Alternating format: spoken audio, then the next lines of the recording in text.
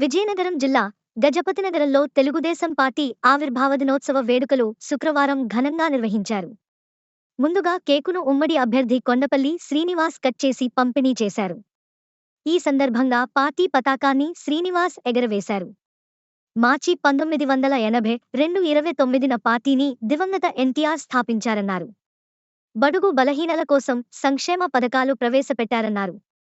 జనసేన నేతలు పడాల అరుణ, మర్రాపు సురేష్, కొండలరావు, శ్రీదేవి పాల్గొన్నారు.